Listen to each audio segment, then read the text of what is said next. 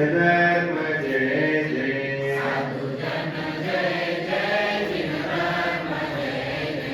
हरिहंत मंगलम सिद्ध प्रभु मंगलम।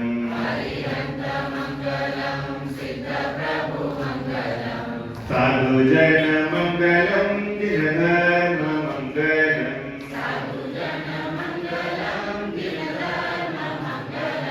हरिहंत उत्तमा सिद्ध प्रभु उत्तमा।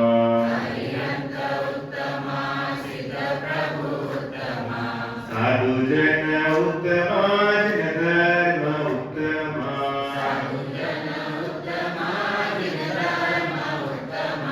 हरिहंत शरणा सिद्ध प्रभु शरणा।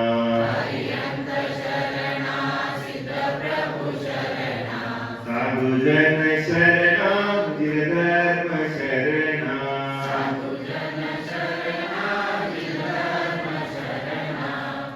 आपने आपको आप में भर लिया। आपने आपको आप में भर लिया। चेतना को स्वयं में प्रकट कर लिया। चेतना को स्वयं में प्रकट कर लिया। वीतरागी प्रभु हे महावीर जिन। वीतरागी प्रभु हे महावीर जिन। आदिनाथ प्रभु तुम हो तारण करन। आदिनाथ प्रभु तुम हो तारण करन। आपके वैचरण में विनम्र नमन। आपके वैचरण में विनम्र नमन। आपके वैचरण में विनम्र नमन। देवादिदेवतम तीर्थंकर श्री आदिनाथ भगवान की जय। वर्तमान शासनाय श्री महावीर भगवान की जय। संत श्रोमणी आचार्य भगवान गुरुदेव विद्यासागर जी महाराज की जय। परम पूज्य आचार्य श्री यादव सागर जी महाराज की जय। उत्तम माधव धर्म की जय। साक्षात विराजमान 108 श्री विश्व सागर मुनि महाराज की जय। जयकारा गुरुदेव का जय जय गुरुदेव।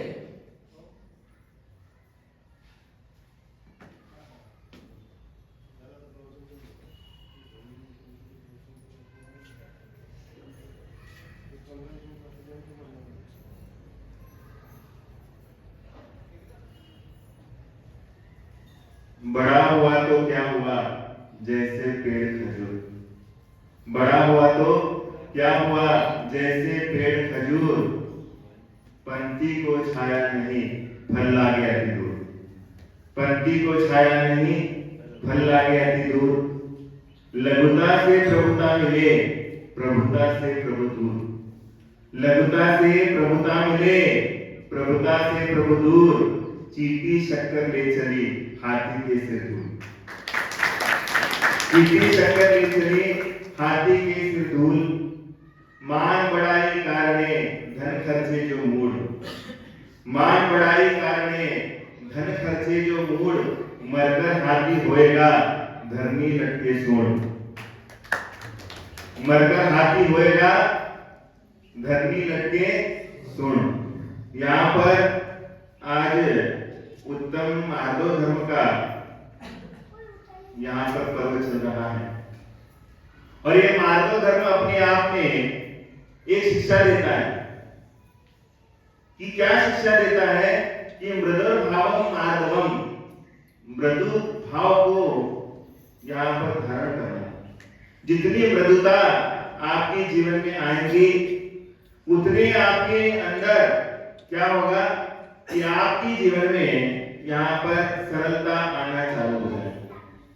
कि मृदु भाव माने क्या है, आपके जीवन में जितनी सरलता आएगी उतना ही आपका माधव धर्म के ऊपर कमांडिंग हो जाए।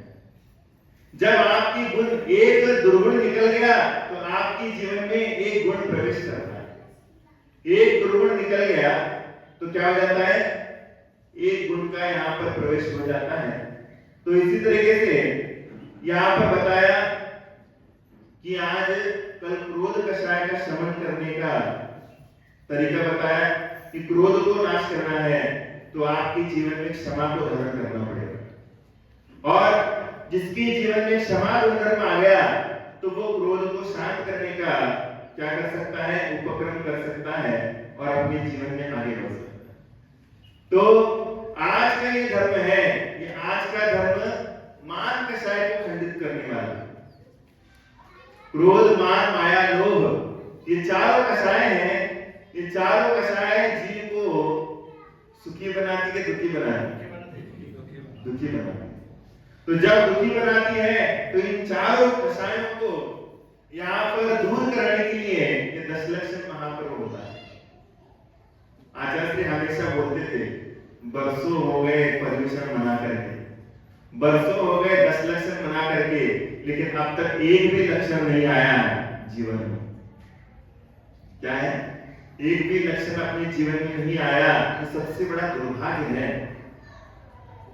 और इसके साथ साथ जहां पर गुरुओं का मार्गदर्शन नहीं है, जहां पर गुरुओं की वाणी समझ नहीं आती है, वहां पर आपके दुर्गुण कभी सद्गुण में परिवर्तित हो नहीं सकते। इसलिए यहाँ पर ये 10 लक्षण जो होता है, बस पूजा करना और उपवास करना यहाँ तक सीमित नहीं है। आपको पूजा करना तो चाहिए, पूजा करना आपका परम कर्तव्य है, लेकिन उसके साथ साथ पूजा के जो अंग है, पूजा के जो लक्षण है, वो आपके जीवन में उतारना, ये आपका आत्मा का परम कर्तव्य है, ये आत्मा के परम कर्तव्य है। तो इसको आपको बहुत व्यवस्थित तरीके से समझ के काम करना पड़ेगा कि क्या आत्मधर्म है, आत्मा का धर्म क्या होता है। तो आत्मा चाहती है कि मेरे लिए कोई भी परेशानी नहीं चाहिए, तभी आप सुखी बन सकते हैं। तो आप कैसी परेशानी नहीं चाहते? आप कभी भी अपने सुख में बाधाएं कभी चाहते नहीं, लेकिन आपके सुख में बाधाएं पैदा होती। क्यों होती है? क्योंकि ये क्षणिक सुख है। जो इंद्रिय सुख होता है वो क्षणिक माना जाता है। इसलिए यहाँ पर सबसे पहले एक बात समझना चाहिए कि मान कषाय को शमन करना है तो आपके लिए महत्वपूर्ण बात है कि क्या क्या करना चाहिए, ये समझना जरूरी है। एक बार मैं बैठा था लखनऊ में और वहां पर एक दंपति आई जिनकी अभी अभी शादी हो गई थी। प्रज्वल, ध्यान रखियो, कभी भी गुरु के आशीर्वाद के बिना कोई कदम उठाया तो वो मांगलिक नहीं कहला। तो यहाँ पर सबसे महत्वपूर्ण है कि नए नए दंपति शादी करके आए, और नए दंपति शादी करके आए तो उन्होंने मुझे बताया, महाराज जी हमारी शादी हो गई, आप हमें आशीर्वाद दे दो। क्या है? आप हमें आशीर्वाद दे दो, ऐसा उन्होंने बोला। तो मैं उनके लिए 2 ही चीजें बताया कि तर्क और समर्पण, ये दोनों चीजें चाहिए। कि जहां पर तर्क है वहां पर नर्क है, और जहां पर समर्पण है वहां पर स्वर्ग है। ये समझना चाहिए। जहां पर आपके जीवन में तर्क आता है, ऐसा क्यों? तो ऐसा क्यों जहां पर आता है वहां पर आपका समर्पण काम नहीं करता, और जहां पर आपका समर्पण काम करता है वहां पर तर्क काम नहीं करता। इसलिए जब भी कोई कार्य चलता है, जब भी कोई व्यवहारिक ज्ञान में जाता है, व्यवहारिक गृहस्थी में जाता है, या फिर पारलौकिक ज्ञान में जाता है, सबसे पहले आपको तर्क करना छोड़ना चाहिए। तर्क करना ठीक है, लेकिन कुतर्क करना ठीक नहीं। तो सबसे महत्वपूर्ण है कि आपके अगर आपके जीवन में अगर आप आगे बढ़ना चाहते हो तो कभी भी तर्क करना नहीं। तर्क करने से क्या हो जाएगा? आपका जीवन खंडित हो जाएगा, तहस नहस हो जाएगा।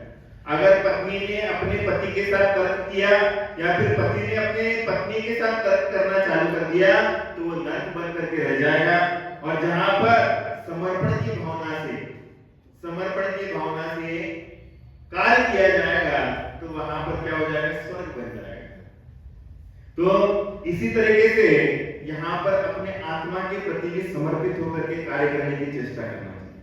तो आज का मार्दव धर्म क्या कह रहा है, मान कषाय को शमन करना, मान कषाय को दंभित करना, इसका नाम क्या है, मार्दव धर्म। हाँ? तो यहां पर बताते हैं कि मार्दव धर्म को प्राप्त करना है तो आपको क्या करना पड़ेगा।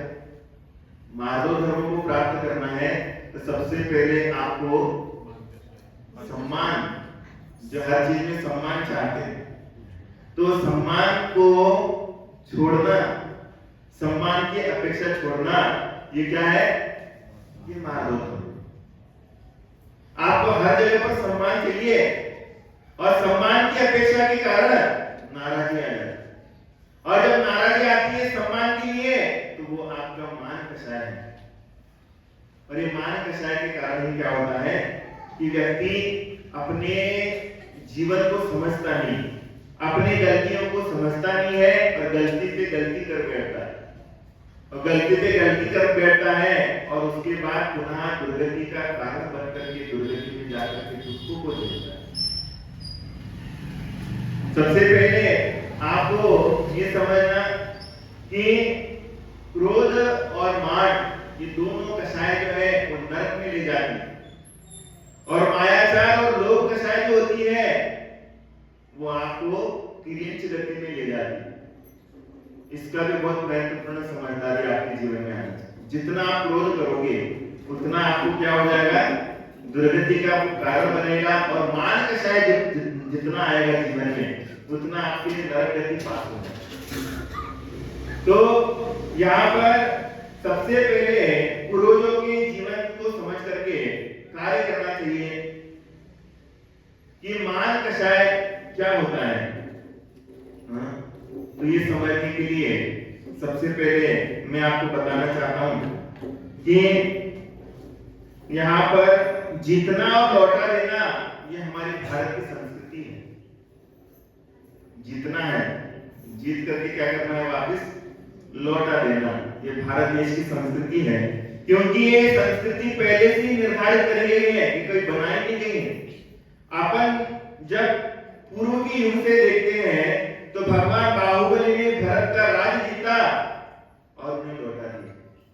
क्या कर दिया, भरत का राज्य, बाहुबली का राज्य उन्होंने जीता, लेकिन क्या कर दिया, उनको वापस लौटा दिया। बाहुबली ने भरत का राज्य जीता और वापस लौटा दिया। राम ने लंका जीती और विभीषण को लौटा दिया। राम ने किसके ऊपर विजय प्राप्त किया, रावण के ऊपर विजय प्राप्त करके जो लंका है विभीषण को सौंप दी, और उसके बाद श्री कृष्ण ने मथुरा को जीता और वापस लौटा दिया। श्री कृष्ण ने मथुरा को जीता और वापस लौटा दिया, और आधुनिक काल में लाल बहादुर शास्त्री ने पाकिस्तान को जीता और उसको वापस लौटा दिया, और आगे चल गए, इंदिरा गांधी ने बांग्लादेश को जीता लेकिन वापस लौटा दिया। इसलिए भारत देश की संस्कृति क्या है, जीतना और लौटा देना, ये भारत देश की संस्कृति है। और इसलिए अर्जन के साथ विसर्जन करना जरूरी है। जितना आप अर्जन करते हो उसके साथ विसर्जन करना जरूरी है। और अगर आप विसर्जन नहीं करोगे तो विसर्जन का नतीजा आपके जीवन में पतन का कारण बनेगा। इसलिए सबसे पहले आप कोई भी चीज लेते हैं, आज मार्दव धर्म है तो मार्दव धर्म में सभी के लिए अपेक्षाएं रहती है। क्या अपेक्षा रहती है कि मेरा कुछ ना कुछ तो होना चाहिए, मेरा नाम आना चाहिए, और इस नाम के चक्कर में अपन बहुत बड़ा क्या करते हैं, अपना पतन करते हैं। सबसे बड़ा पतन करते हैं नाम के चक्कर में। इसलिए नाम बढ़ाई काल में धन खर्चे जो मूड, जो अपना धन खर्च कर रहा है इसके लिए, सम्मान के लिए, मेरे लिए सम्मान मिले, मेरा नाम हो जाए, इस अपेक्षा से अगर कोई धन देता है तो वो धन भी कैसा होता है, सत्कर्म नहीं प्राप्त करता। आज अपन कुछ दान दे दिया, लेकिन दान देने के बाद भी पार्टी लगा देते, नाम लगा देते। हाँ? आपने भले ही जिन्हें भगवान की जिनाले में दान दे दिया, लेकिन दान देने के बाद नाम कभी मत लगाना, कभी नहीं लगाना नाम। अगर आपने नाम लगाया तो समझ लो कि आपके लिए आगामी काल में दुर्गति होने वाली। जितना आपने दान दिया और दान की श्रेणी में तुमने नाम लगा दिया, तो तुमने जितना पुण्य किया उसमें 50% कट ऑफ हो गया। आपका नाम लगने से क्या हो गया? नाम लगने से आपका पुण्य कम हो गया। कैसा पुण्य कम होता है? क्योंकि आपने वो दान दे दिया, आपने तो दान दे दिया, लेकिन आपने दान देने के पश्चात आपने निर्मल मन से दान दे दिया, लेकिन आपके परिवार वालों ने निर्मल मन से दान दिया क्या? हाँ? दान दिया क्या? नहीं, उन्होंने तो क्या कर दिया? अपने सम्मान के लिए दान दे करके क्या कर दिया? वैसी चीज प्राप्त करने का उपक्रम कर कि आगे अगर तुम्हारे नाम की प्लेट लग गई, तुम्हारे परिवार वाले उसके ऊपर घमंड करेंगे, मेरे परिवार ने ये सब कुछ किया, मेरे परिवार ने ये दिया, और ये इसका पाप तुम्हारे नसीब में आएगा। इसलिए जब भी दान दोगे, तो दान देने के बाद कभी भी नाम की अपेक्षा नहीं करना। कहीं पर भी किसी भी चीज में तुमने कोई भी चीज दान दे दी, दान देने के बाद कोई नाम रखने की आवश्यकता नहीं है। तो अगर जो व्यक्ति नाम रखेगा और अपने सम्मान के लिए जो धन खर्चा करेगा, मेरे लिए सम्मान मिलेगा तो मैं दान दूंगा, और मेरे लिए सम्मान नहीं मिलता है तो दान नहीं दूंगा, तो ध्यान रखो ये दरबार कभी खाली नहीं जाता। ये दरबार आबाद है, इस दरबार में आज तक किसी चीज की कमी पड़ी नहीं, और ना आगामी काल में भी कोई कमी पड़ने वाली नहीं है। तो इसलिए दान देने की जो स्थिति रहती है, वो दान कभी भी निर्मल मन से और बिना किसी हिचकिचाहट, बिना नाम के आपको दान देना चाहिए। और उसके साथ अगर आप सम्मान कर देते हैं, तो सम्मान का फल क्या हो जाएगा? सम्मान का फल दुर्गति का कारण बनेगा। इसलिए सम्मान के साथ आपको दान देने की अपेक्षा करना नहीं, सबसे पहले, क्योंकि जो दान देता है उसके लिए ही बताते हैं कि जैसे किसी के घर में कोई जानवर पलता है, जैसे हाथी का उदाहरण दिया, यह हाथी की पर्याय क्यों मिली? हाथी की पर्याय क्यों मिली है? हाथी ने ऐसा कौन सा पाप किया? एक उदाहरण आता है कि एक मुनिराज थे जो 4 माह चातुर्मास कर रहे थे, और चातुर्मास करते समय एक वृक्ष के नीचे बैठ गए, और वृक्ष के नीचे बैठ गए, सारे लोगों ने समझा कि मुनिराज 4 महीने आहार के लिए उठे नहीं, और जैसे चातुर्मास खत्म हो गया तो मुनिराज का विहार हो गया। लेकिन उसी जगह पर दूसरे मुनिराज आ गए, और दूसरे मुनिराज आकर के वहां बैठ गए, और बैठने के पश्चात लोगों ने उनको वही मुनिराज मान करके उनकी पूजा करी। क्या है? वही मुनिराज जो 4 माह तक बैठे रहे, वही मुनिराज है ये, ऐसा मान करके उनका सम्मान किया। क्या तपस्या करी इन्होंने? 4 माह तक उपवास किया, इन्होंने आहार नहीं किया, ऐसा मान करके उनको सम्मान करना चालू कर दिया जनता ने। तो जनता ने सम्मानित करना चालू कर दिया, लेकिन मुनिराज को, जो दूसरे मुनिराज आए थे, उनको क्या कहना चाहिए था?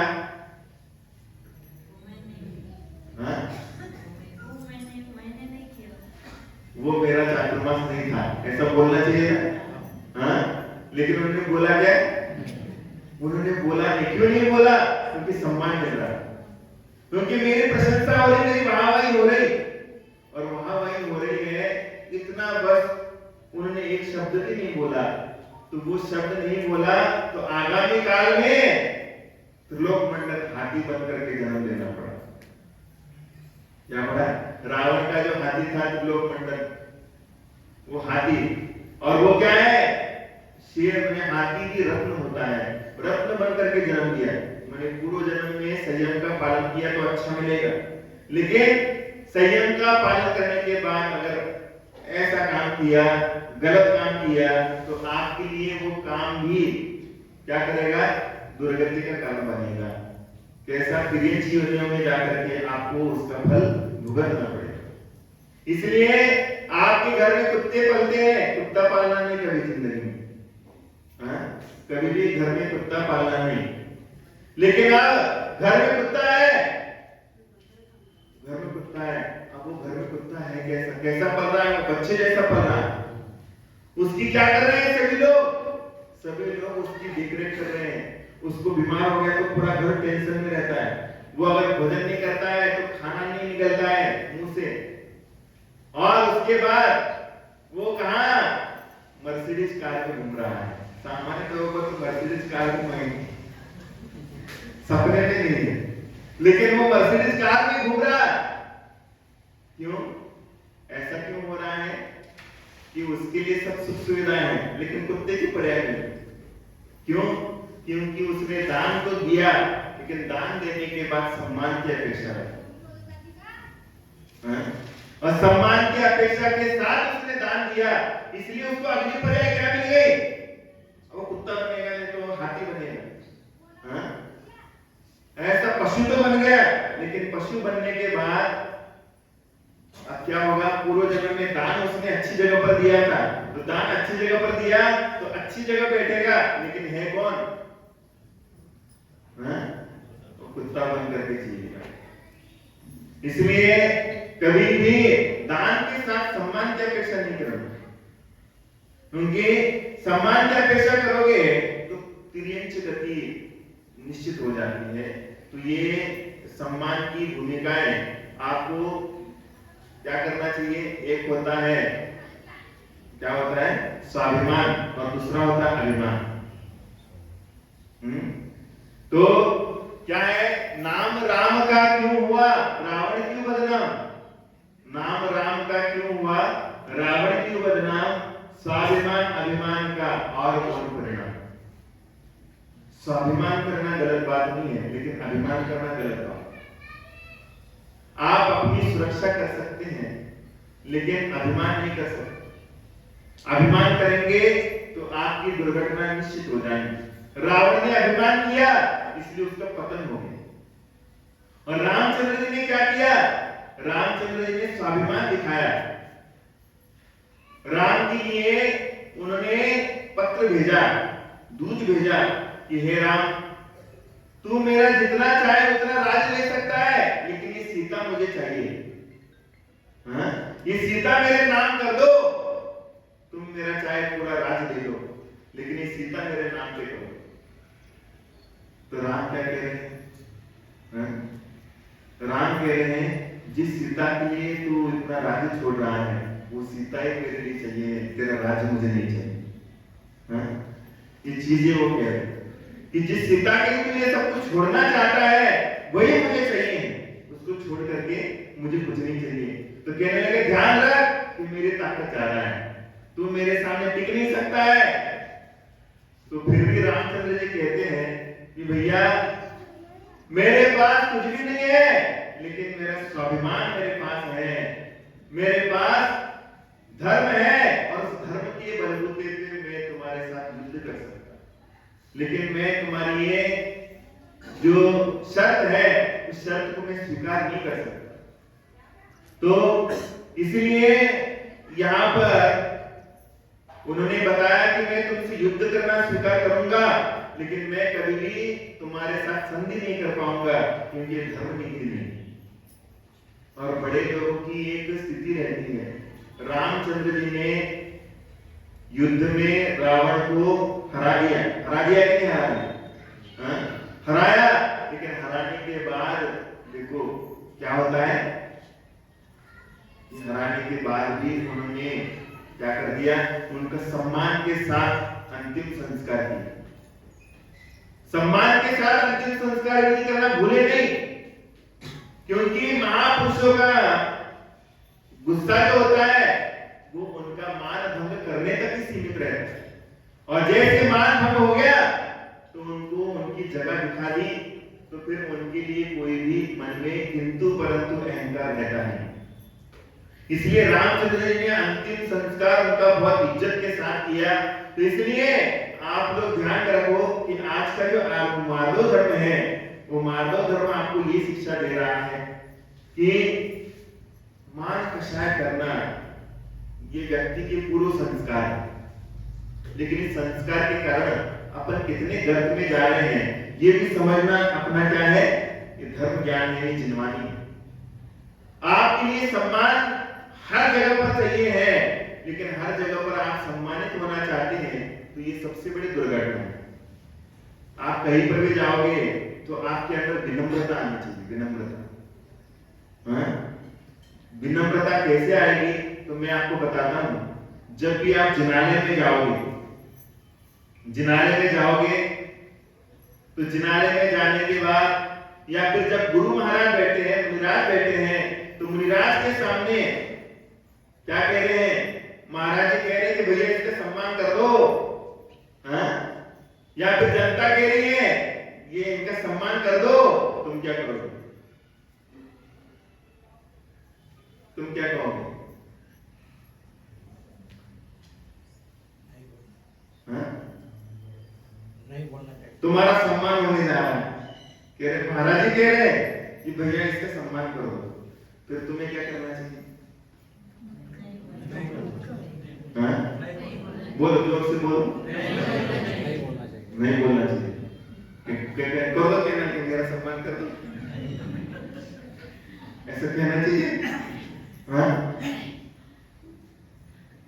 कहना चाहिए नहीं। और तुम अगर हमारे सामने देखो, मैं तुम्हें धर्म से 100% मार्क्स कहाँ मिलेंगे वो बताओ। हाँ? अगर तुमने महाराज जी के सामने अपना सम्मान किया, हाँ? सम्मान किया तो तुमने जो दान दिया है ना, तुमने जो कुछ भी कार्य किया ना है, उसमें आपका 50% मार्क्स कम हो गए, माने 50% आपकी क्या हो गए, जो पुण्य की धारा है वो कम हो गई। आपने महाराज जी के सामने, प्रभु के सामने, जिनाले भगवान बैठे हैं, भगवान बैठे हैं, मुनिराज बैठे हैं, और इन मुनिराज के सामने तुमने सम्मान की अपेक्षा करी, बस सम्मान, मेरा सम्मान नहीं हुआ, ऐसा तुमने भाव किया। और भले ही दुनिया कहना चाहती तुम्हारा मैं सम्मान करूंगा, तुम्हारा मैंने सम्मान करना है, अधिकारी है तुम योग्य हो, सम्मान की योग्य हो तुम, लेकिन कभी भी ध्यान रखो, अगर तुमने हमारे यहाँ पर सानिध्य प्राप्त करके एक बात मैंने सीखी, क्या सीखी? जिंदगी में कभी भी गुरुओं के सामने, जिंदगी में कभी भी प्रभु के सामने कभी भी अपना सम्मान स्वीकार नहीं करना। अगर ये सीख ले लोगे तो मेरे यहाँ चतुर्मास करना सफल हो जाएगा।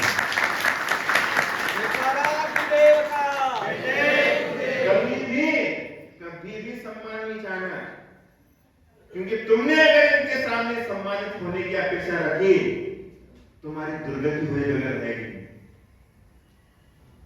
भले हम कह रहे हैं, महाराज जी कह रहे हैं कि महाराज जी इसका सम्मान करो, महाराज जी उसके गुणों की बढ़ोतरी करने के लिए, जनता को सीख देने के लिए कह रहे हैं, लेकिन जो सम्मान कर रहा है उसको समझना चाहिए कि भैया मैं सम्मान कराऊंगा तो मेरा लॉस है, हाँ? मेरा नुकसान है। दुनिया कह रही है इनका सम्मान करना चाहिए, लेकिन तुम्हें समझना चाहिए कि मुझे सम्मान देना नहीं, क्या है, सम्मान लेना नहीं चाहिए, ये आपके मन में आना चाहिए। ये भावना अगर तुम्हारे मन में आ गई तो समझ लो तुम्हारे जीवन में मार्ग धर्म का कुछ ना कुछ तो आ गया। और अगर तुमने ये छोड़ करके अपेक्षा करी कि मेरा सम्मान नहीं हुआ, मेरा नाम नहीं आया, क्या हो गया कि मेरा नाम पुकारा नहीं, ऐसी भावनाओं से अगर तुमने काम किया तो समझ लो तुम बहुत बड़े घाटे में हो, बहुत बड़ा घाटा है। इसलिए ये माधव धर्म क्या कह रहा है कि आपकी ये मान कषाय खंडित कैसे होंगी, इसके बारे में आपको सोचना चाहिए। आप जब भी बड़े हो तो बड़े होने के बावजूद भी आपको क्या करना चाहिए, झुक के काम करना चाहिए। क्योंकि जब आप झुक के काम करोगे तो ये आप झुकाने की क्षमता रखोगे। जब आप झुकोगे नहीं तो आप दुनिया में क्या झुकाओगे? हाँ? जो झुकना जानता है वही दूसरे को झुकाना भी जानता है। इसलिए झुकना सीखो, विनय करना सीखो। और जो विनय नहीं करता, जो विनय की बातें नहीं समझता है, जो सम्मान की बातें नहीं समझता है, सम्मान कहाँ करना चाहिए, सम्मान कहाँ नहीं करना चाहिए, ये बातें नहीं समझता है, तो वो सबसे बड़ा क्या है? अभी बहुत बड़े गहरे पानी में पड़ा है। हाँ? इसलिए आज के बाद इस मार्ग धर्म के अंतर्गत एक चीज समझ लेना कि कभी भी गुरुओं के सामने, कभी भी प्रभुओं के सामने कभी सम्मान की अपेक्षा नहीं करनी। हाँ? दुनिया कह रही है कि तुम सम्मान के पास। मैं उदाहरण बता रहा कि आरके मार्बल है सज्जन, जिनका नाम आप सभी लोग जानते हैं, कि वो बोली लेते हैं। बोली, उनकी बोली सबसे ऊंची रहती है, लेकिन कलश कौन सा रहता है? सबसे लास्ट का। हाँ? सबसे ऊंची बोली है लेकिन नाम सबसे नीचे। और बोली बोलते पैसा ज्यादा देने के बावजूद भी कहां बैठेंगे? पीछे बैठेंगे। हाँ? और जो छोटे लोग हैं उनको आगे करेंगे, आप लोग आगे करेंगे। हाँ? क्योंकि यहाँ पर अमीर लोगों का 10 लाख रुपए और गरीबों का 1 रुपया ये बराबर है। इसको ध्यान में रख करके काम करना चाहिए, क्योंकि गरीब व्यक्ति की कमाई भले कम है, लेकिन वो कैसा है? वो बड़ा है, तुमसे बड़ा है। तुमने भले करोड़ों रुपए कमाए, लेकिन दान कितना दिया?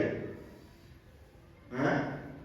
तुमने करोड़ों रुपए कमाए और 1 लाख रुपए बोल रहे हो, और वो 10,000 रुपए कमाता है और 100 रुपए दे रहा है। इसलिए 100 रुपए देने वाला बड़ा है, ना कि 1 लाख रुपए देने वाला। इसको समझना चाहिए। इसलिए सम्मान किसका होना चाहिए, सम्मान किसके लिए आगे बढ़ाना चाहिए, ये समझदारी आपके जीवन में आना चाहिए।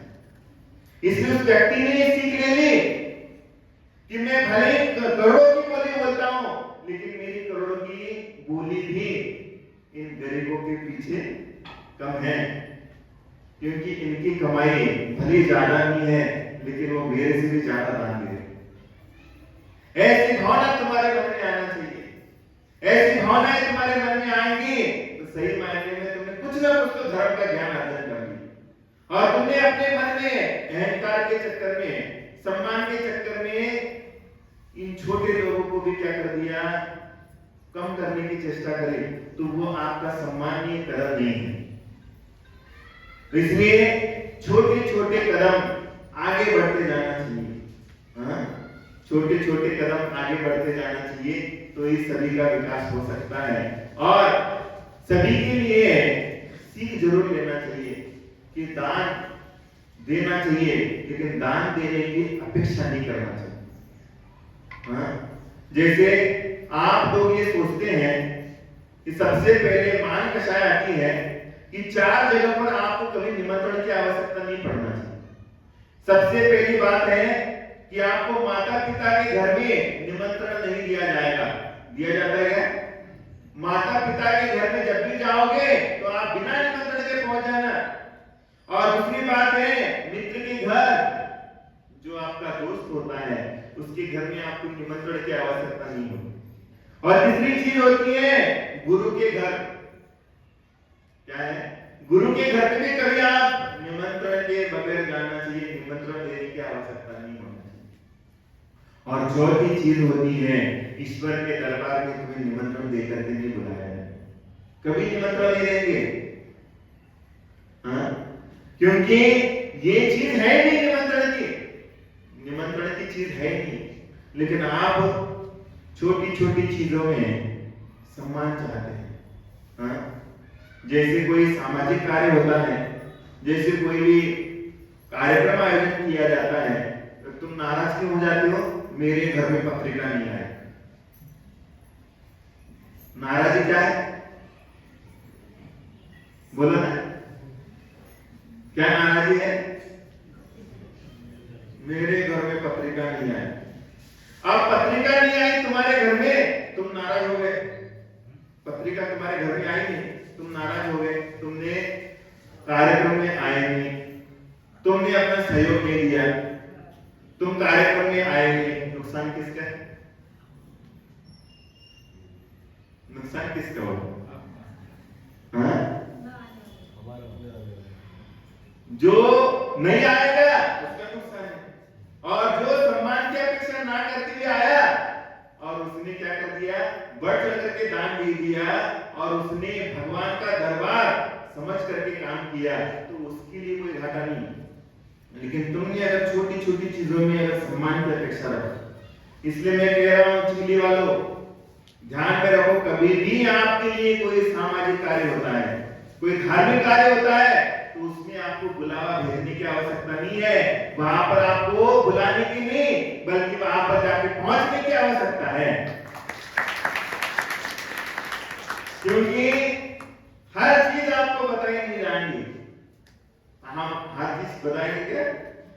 कोई भी कार्य आपको बताने की आवश्यकता नहीं है, वहां पर जाके पहुंचने की आवश्यकता है। इसलिए गरीब के गम में और क्या है, गरीब के गम में सम्मिलित होना है तो आपको किसी निमंत्रण की आवश्यकता नहीं है, और अमीरों के सुख में सम्मिलित होने के लिए बिना निमंत्रण के जाना नहीं, और गरीबों के गम में निमंत्रण से कभी जाना नहीं।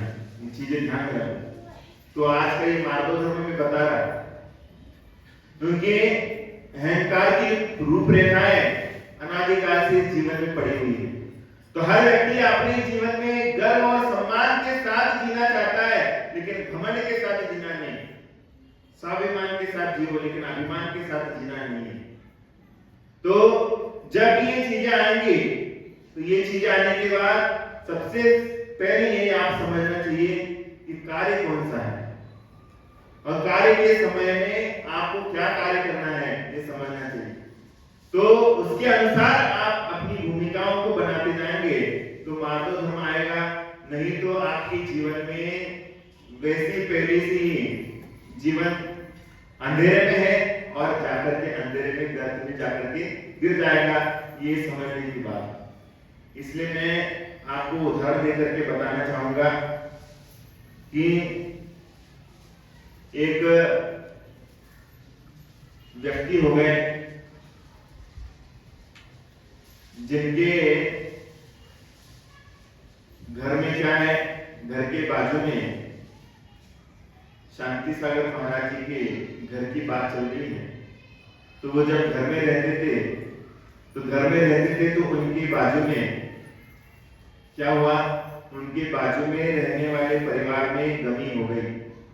क्या गमी हो गई कि वो जो हस्बैंड वाइफ थे दोनों, उनका मृत्यु हो गया, मैंने एक्सीडेंटली डेथ हो गई, अपघाती मृत्यु हो गया। तो उनका अपघाती मृत्यु हो गया तो हो क्या गया है कि सभी लोग जाकर के सांत्वना देना चालू कर देते हैं कि तुम्हारे साथ अच्छा नहीं हुआ, और उस परिवार में 2 बच्चे और एक दादाजी बचे रहे, और दोनों भी जोड़ा क्या हो गया, शांत हो गया। अब उनके घर में करने वाला कोई नहीं था। घर में कोई करने वाला था क्या? नहीं, कोई नहीं था। वो छोटे बच्चे थे और दादाजी बचे थे बस उनके घर में। तो उनके घर के बाजू में जो सारे लोग जा रहे थे, सारे लोग जाकर के कहने लगे कि नहीं, ये भैया ये कैसी घटना है, अच्छी घटना है कि बुरी घटना है? ये बुरी घटना है। तो सभी लोग उसका दुख कम करने के लिए गए, सभी लोग दुखों को कम करने गए, लेकिन जब ये साधगोड़ा की मां है, वो साधगोड़ा की मां पहुंची वहां पर, उन्होंने कहा कि तुम्हारे घर में अगर तुम्हारा ऐसे हो गया, तुम्हारे बाजू में हो गया, तुम लोग क्या करोगे? महिलाएं बताओ, तुम्हारे घर के बाजू में अगर ऐसा कुछ हो गया, क्या करेंगे आप लोग?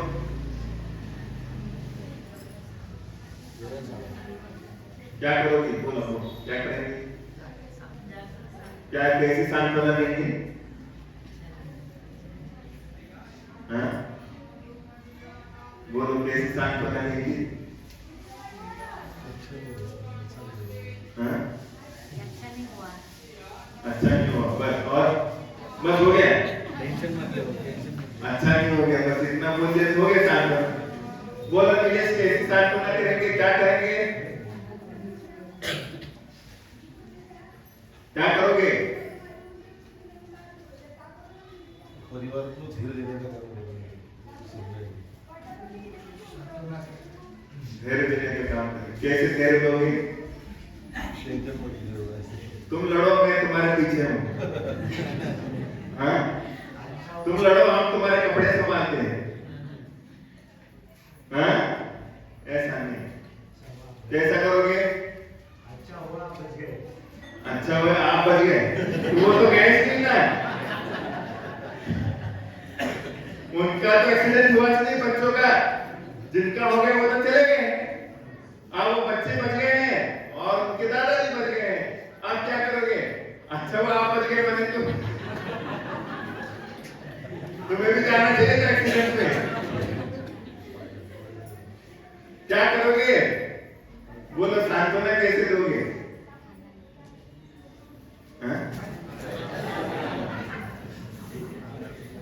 हाँ, महिलाएं कैसे देंगी सांत्वना? बोलो, कोई को भी समझ नहीं आता है, बस अच्छा नहीं हुआ जब ऐसे संग और ये दुखद घटना है ऐसा बोल करके सब अपने अपने घर में आएंगे। लेकिन हाँ, देखो ताली बजाओ। कितने दिन की भोजन व्यवस्था?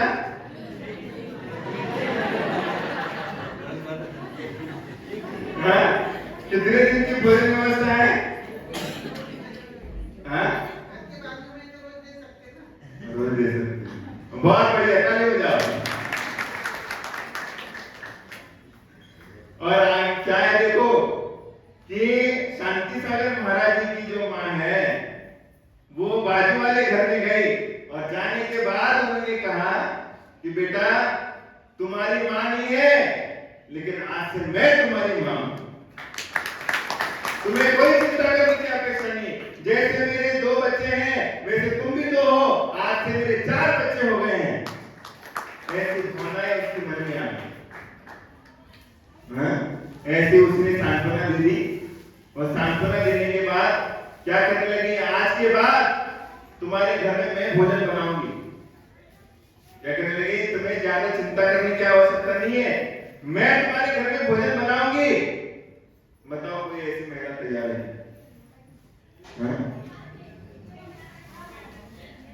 एक महिला तैयार है, देखो ताली बजाओ। तभी तो ये व्रतता आएगी तुम्हारे जीवन में। ये मार्गदर्शन आएगा कैसे? जब तुम कुछ हासिल करने के लिए, कुछ त्याग करने के लिए भावना रखोगे तो ये मृदुता आएगी तुम्हारे जीवन में। तो क्या हुआ? वो अपने घर में भोजन बनाती थी और फिर बाजू वाले घर में जाकर के भी भोजन बनाती। तो एक दिन ये साधुगोड़ा पूछते हैं अपनी माँ से, माँ तू बहुत स्वार्थी है। क्या कहते हैं? माँ तू बहुत स्वार्थी है क्योंकि तू क्या करती है? तो सबसे पहले अपने घर का भोजन बनाती है और फिर बाद में दूसरे के घर में जाके भोजन बनाती है। तू पहले अपने घर में भोजन बनाती है और फिर क्या करती है?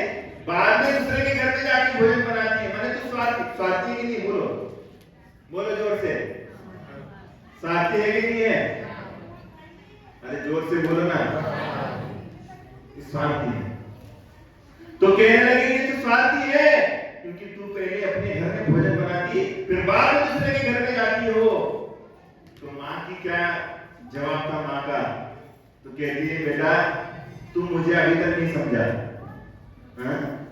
तू मुझे अभी तक नहीं समझा है क्योंकि मैं पहले अपने घर में और बाद में उस घर में इसलिए जाती हूँ क्योंकि वहां वो जो बच्चे हैं उनको गरम गरम भोजन मिले और उनको कभी माँ की याद नहीं आना चाहिए, इसलिए बाद में उनके घर में जाती। क्योंकि उनको ठंडा भोजन मिलेगा तो कहेंगे मेरी माँ होती तो गरम भोजन मिलता। कहती कि नहीं कहती? तो इसलिए ऐसी भावनाएं तुम्हारे जीवन में आना चाहिए। ऐसे उपकार करने के भाव तुम्हारे जीवन में आना चाहिए और ऐसा उपद्रव तुम्हारे जीवन में आना चाहिए। तुम्हारा जीवन क्या हो सकता है, उन्नतशील हो सकता है। तुम्हारा नाम सुन करके सारा जगत नतमस्तक हो सकता है। बस नाम सुन लिया तुम्हारा कि पूरा का पूरा जगत तुम्हारे चरणों में सिर साष्टांग दंडवत प्रणाम करेगा, क्योंकि तुम्हारे मन में कोई भी सम्मान की अपेक्षा नहीं। और इसीलिए इस उदाहरणों के माध्यम से आप यही समझ करके चलिए कि जीवन में सम्मान, पद, प्रतिष्ठाएं ये एक जगह पर रख देना, हाँ? और एक निस्वार्थ वृत्ति है और निरअहंकारिता और वात्सल्य भाव एक जगह पर रख देना। तो किसका वजन ज्यादा है ये स्वयं ही समझ में आ जाए। इसलिए कि निस्वार्थ वृत्ति, निस्वार्थ भाव और उसके साथ साथ परोपकार की भावना सभी के जीवन में आना चाहिए। यही तो जैन शासन, जिन शासन आपको उपदेश देता है, और उसी के द्वारा अपन समस्त जगत को जीत सकते हैं। और इसी के माध्यम से आप अपना काम कर सकते हैं। तो इसी के जीवन के साथ अपन अपने जीवन में इन चीजों को जरूर याद करते हुए चलेंगे कि मुझे बड़ा नहीं बनना है, मुझे तो भला आदमी बनना है। कैसा आदमी बनना है? कहते हैं कि सभी लोग मुझे आशीर्वाद देने के लिए आते। कई लोग घाटे में रहते हैं तो कहते हैं महाराज ऐसा आशीर्वाद दे दो, ऐसा आशीर्वाद दे दो कि मेरा क्या होना चाहिए, बहुत बड़ा काम होना चाहिए, बहुत बड़ा काम। हाँ? महाराज ऐसा आशीर्वाद दे दो कि मैं बहुत बड़ा आदमी बनूं। लेकिन आचार्य कहते हैं तू अगर बड़ा बन या ना बन, लेकिन तू भला आदमी बनेगा तो जरूर बड़ा आदमी बनेगा। तेरे को भला आदमी बनना पड़ेगा। अगर तू भला आदमी बनता है तो दुनिया तुझे अपने आप बड़ा कर देगी, तुम्हें बड़ा होने की आवश्यकता नहीं है। तो ये चीजें आज के दिन में आप समझ लेना तो आपका जीवन बहुत धन्य होगा। इसी भावना के साथ समय आपका हो गया। जय बोलो महावीर भगवान की जय।